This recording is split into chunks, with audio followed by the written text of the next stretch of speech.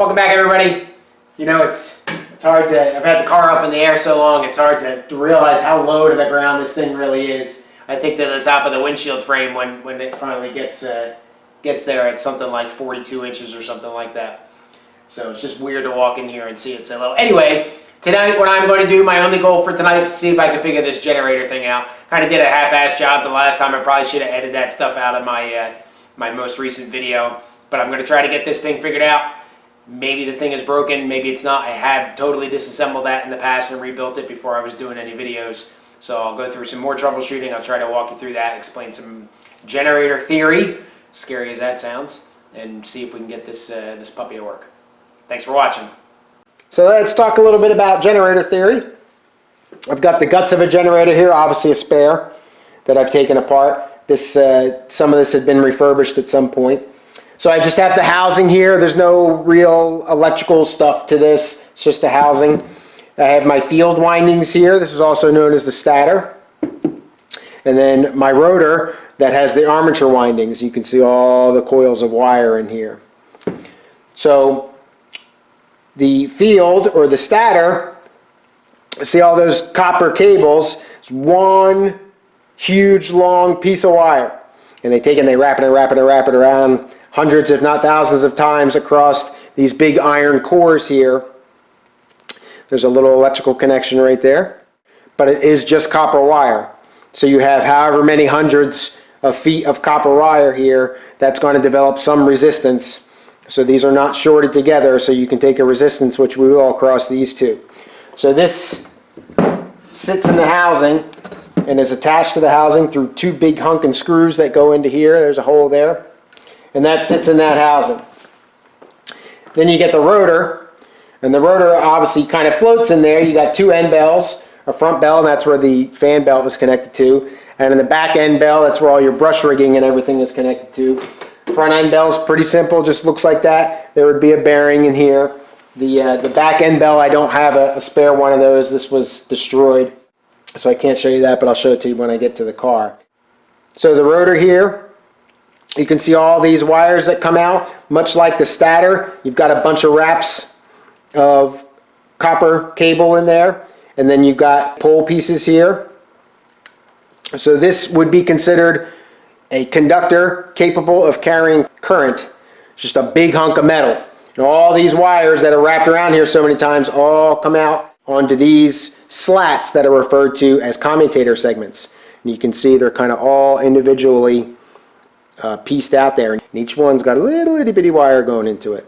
So you have, I don't know how many there are around here, lots. So now you have a conductor capable of carrying current through those wires and out to the commutator segments. The field, the stator windings, are connected to the battery. That applies a little bit of current. Current flows through all that huge amount of copper wire there, and that generates a magnetic field. If you remember from your middle school physics, you have a magnetic field and you have a conductor capable of carrying current that's in that magnetic field, and that spins, setting up relative motion between the two and cutting those magnetic lines of field. You generate current. This generates the current. The current is induced into this rotor and it's fed out onto these commutator segments. Brushes ride on those commutator segments. Those brushes tap off of that current, send it out to your charging system, and that's how you charge a battery. Not a whole lot to it. Doesn't really get much more basic than that. There is no electrical difference between a motor and a generator except for the way that you connect the wires. So in a generator, you've got a conductor capable of carrying current. You've got a magnetic field. In this particular case, it's an electromagnetic field because you've got that connected to the battery. So a couple things you can check on your generator to make sure the health of the generator. I got my workshop manual here. The workshop manual tells me that the field resistance, in other words this thing right here, should be about 6 ohms.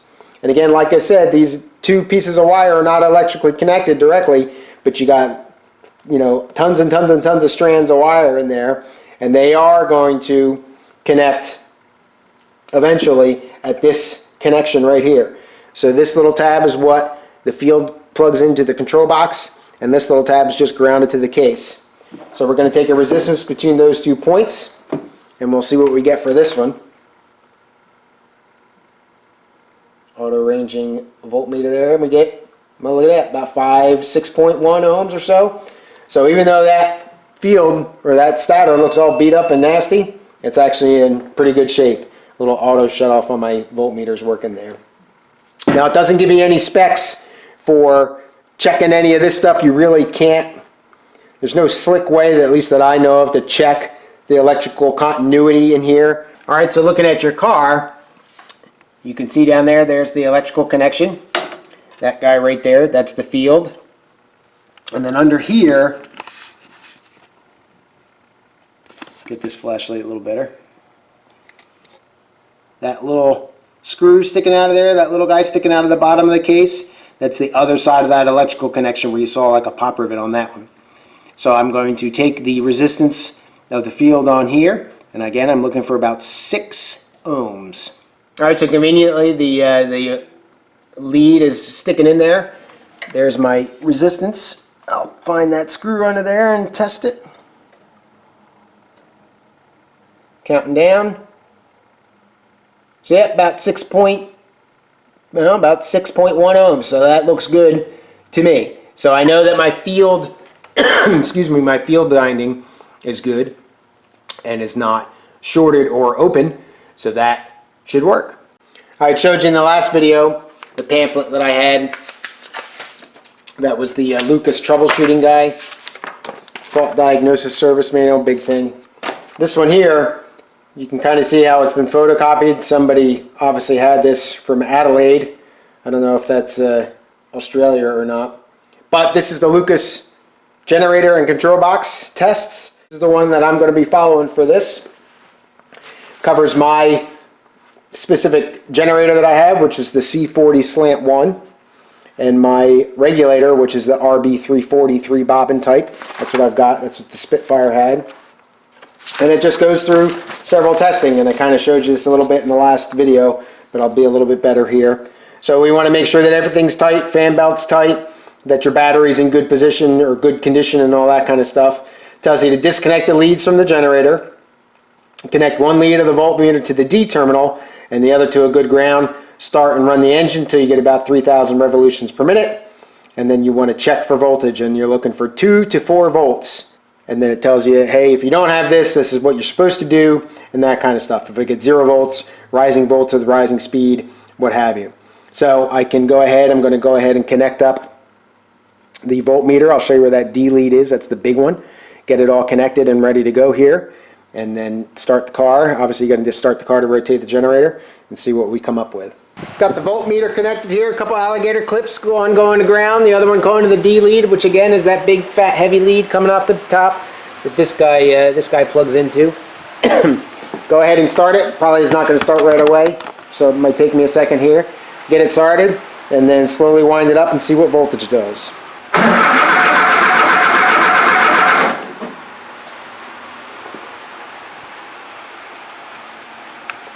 Alright, so you can probably see that it's already generating some voltage just by turning, so that's a good sign.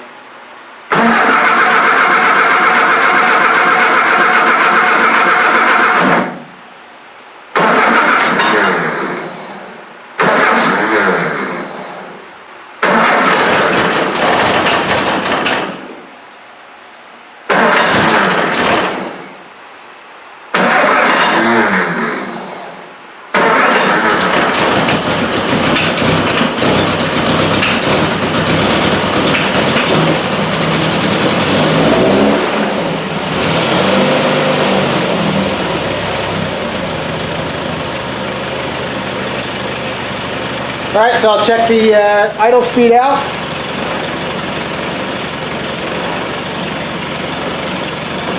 Less than 1,000, so we'll slowly bring it up to 3,000 or so.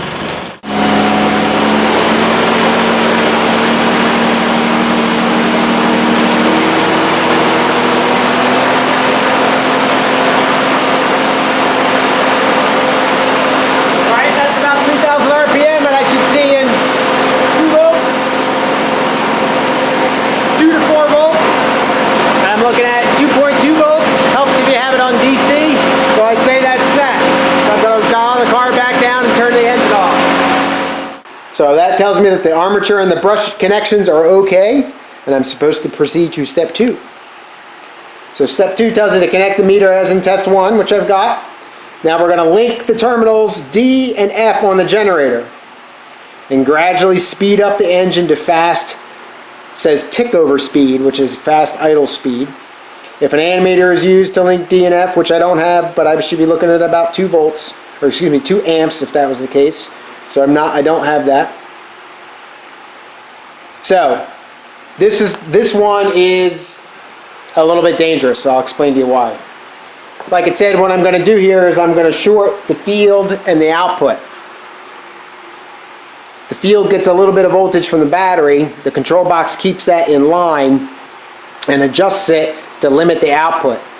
With me taking this little jumper wire here and shorting the field and the output, that's going to put the voltage on the output, which is, as you saw, was about 2 to 4 volts, directly onto the field, which is going to increase the magnetic field, which is going to give you a higher output voltage, which is going to increase the magnetic field, which is going to give you a higher output voltage. And what could happen potentially is you could burn the generator up as your magnetic field grows so far. There's nothing to keep the generator in check.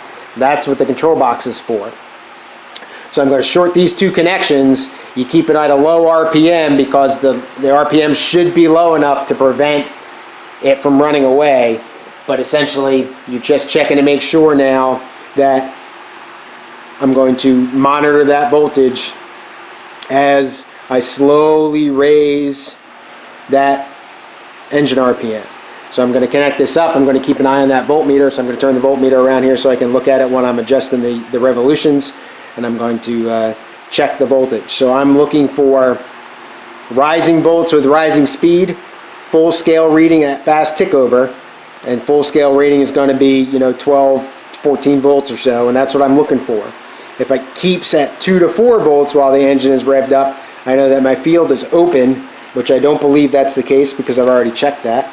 And if I don't get any voltage, I've got either grounded field coils or field connection, and I've got to rectify that as necessary, it says. So we'll see how this goes. So I have that little jumper wire, it's that red guy here, connected from the output and all the way down to the field under here, and I've got my voltmeter connected there. Again, this is negative lead, negative ground, or excuse me, positive ground. So I've got the output is coming out of negative, and my positive lead is grounded, so it gives me the correct polarity on the voltmeter. Go ahead and start the car, and we'll wind it up. And again, I'm concerned, and I want to keep an eye on the voltage of the generator. If it starts to get away from me, I'm going to immediately turn the car off.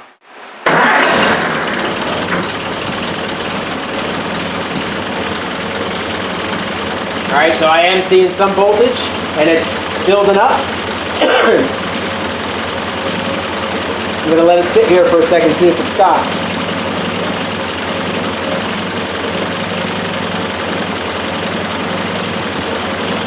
Alright, so it looks like it stopped at about a half a volt or so.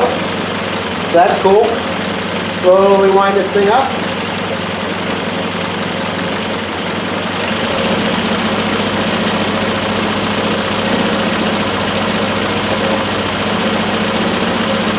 Alright, I got about a volt.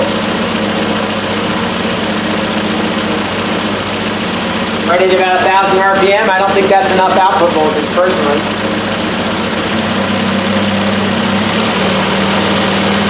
Oh, there it goes. 13 volts. So that should be charging the battery. So that like immediately jumped up. So I'm looking at 11.3 volts, 13 volts or so. So that tells me that the battery should be charging. So now I got to figure out why it's not.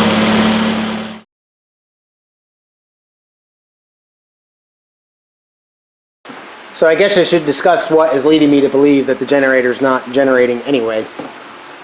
So when you turn the car on, you should get 2 lights. You get your green oil light, which tells you oil pressure is too low, and you get your red ignition light, which tells you that essentially the charging system is not healthy. Now when you start the car, obviously you want that oil light to go out. Why they made it green, I don't know. But the ignition light will tend to stay on, and what it does and the way that it works is essentially the ignition light drops voltage. So here's my schematic diagram again. This number 7 here that's the ignition switch. Number 2 is the generator. Number 1 is the control box. Number 3 right there, that's the ignition lamp. So what the light does and how it works is that essentially when the voltage here on the ignition switch and the voltage here on the control box are different, you're going to have current flow. Right? A difference in potential, a difference in voltage is what causes current to flow. So when the output of the generator increases, the difference in voltage between those two gets less and less and less until there is no difference in potential and the lamp will not light because there's no current flow. When you first turn the car on and before it started, you essentially have a straight path with ground through here, through that rest of that circuit, and the lamp will glow brightly. As you speed up the car and the output voltage of the generator, like you saw on the voltmeter, gets a little bit higher and higher and higher, this lamp will get dimmer and dimmer and dimmer until eventually there is no current flow and the light will go out. That way you know that the battery is being charged, or should be being charged. You know that at least the lighting circuit works. It's not a guarantee that your battery is charging, but that's more to that in a little bit. But that should tell you that your battery charging system is working. So because that light's not going out for me, I doubt that the battery charging system is working. But who knows? Maybe I'll find another wiring mistake. Next step in the troubleshooting guide is to disconnect the wires at the control box, which I've already done, and then start the car up and do the same exact tests, but do them on this side of the leads instead of the other side of the leads out of the generator. Brand new wiring harness. I'm pretty confident that these wires are just fine. So instead of doing that and running the car, I'm just going to take a continuity check between the wires here and the wires at the control box, and I expect them to be shorts. Yep, and I got short on that one. So I don't intend to run the car for this test again. I'm pretty confident that those leads are fine. So what you're looking at here is the control box. Obviously the cover's removed. It's a 3-bobbin control box. There's 3 separate regulators in here. You've got your cutout, you've got your current regulator, and you've got your voltage regulator. And essentially what happens is you've got coils of wire, and now this time when you run a bunch of current through a coil of wire, you generate a magnetic field. So when we generate that magnetic field, what it does is draws in these, you can kind of see these little spike looking things. It draws, those are spring loaded, it draws those in and creates an electrical contact between the center of the bobbin and that particular thing does its job. So for a voltage regulator, that thing will open and close several times, the current will open and close several times, and then the cutout opens or closes to cut out. And that just sits there and vibrates back and forth to regulate the current. These little arms up here, you adjust those and they have put spring tension. These little spike looking things are springs, increases or decreases the spring tension to fight the magnetic field, and that is how you adjust the voltage. So the more the spring tension is, the harder it is for that switch to close, so the greater the magnetic field you need, so the more voltage you need to generate that magnetic field. So I have no idea if this control box works. So the test that's in the workshop manual, I've switched to the workshop manual. Test in the workshop manual tells you to take a piece of cardboard and put it in the cutout relay to prevent the cutout relay from actuating. So we'll do that. Everything's wired up. I'm going to go ahead and connect the voltmeter now between the warning light outlet, because it's convenient and it's electrically the same, to the output of the generator and the ground. And we're going to see if this control box works. Start the car up just like I did, run it up to about 3,000 RPM again, just like I did. See if this control box works. Alright, should be connected properly. Warning light's not on, so because I've disconnected that wire, go ahead and start the car real quick. I got a little bit of voltage, so that's good. It tells me that that field's getting a little bit of magnetic current.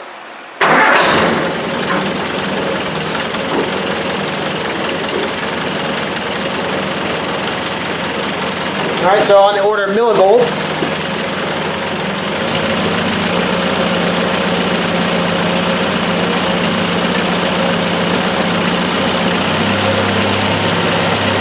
Alright, voltage is coming up, I guess that's good.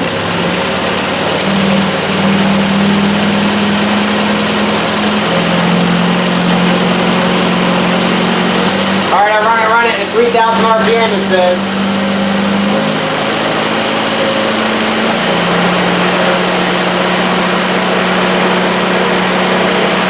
I'd expect a lot more voltage than it's putting out right now.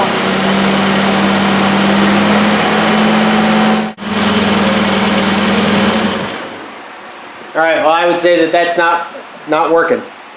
That little guy right there is for these little guys right here. This is a control box. I took it out, just cleaning it up, and that when the things switch, right, that arm pivots like that, and it either opens or shuts this.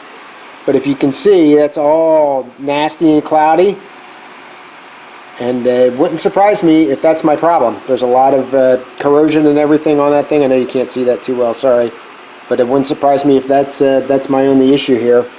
So I'm going to get these cleaned up real quick and see if I get lucky. I cleaned up those two connectors and now have continuity, and I've got the thing wired up just like I did before, so I'm measuring the voltage coming out of the generator, but through the control box. The black lead that you can see in the bottom there, actually you can't.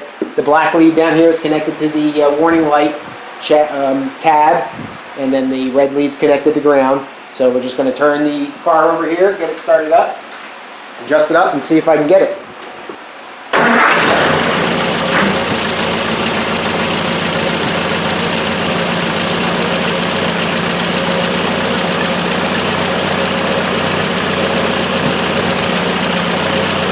Voltage is building a little bit, but still on the millivolt range. I'm not so sure that this is going to work.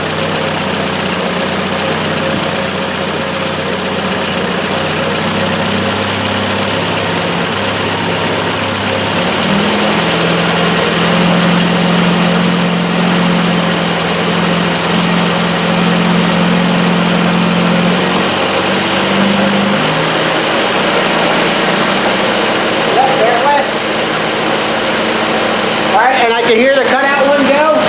So right now it's up to 13.5 volts. So we're charging the battery. So that's what it was. Fisher gets lucky. Running about 2,000 RPM too, just so you know. Turn the car back down. And eventually I imagine as it goes down, this is going to, if they get close to idle speed, this is going to let go at some point.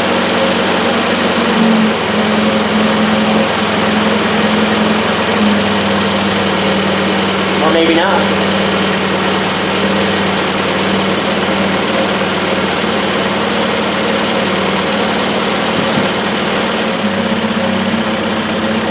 Yeah, so there, it just kicked out. So now you're running 9 volts or so.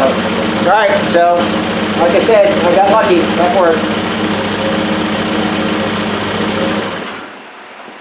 Good deal. Sitting in the car now, we're going to just start it up and see if I can get this red light to clear, because, you know, it'll be cool to see it.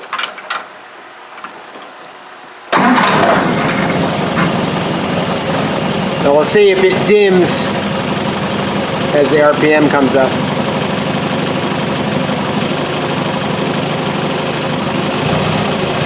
Yep, you can see it dim.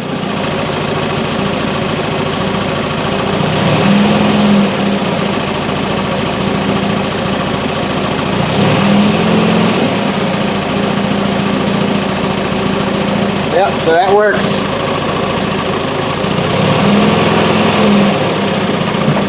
All right, good deal.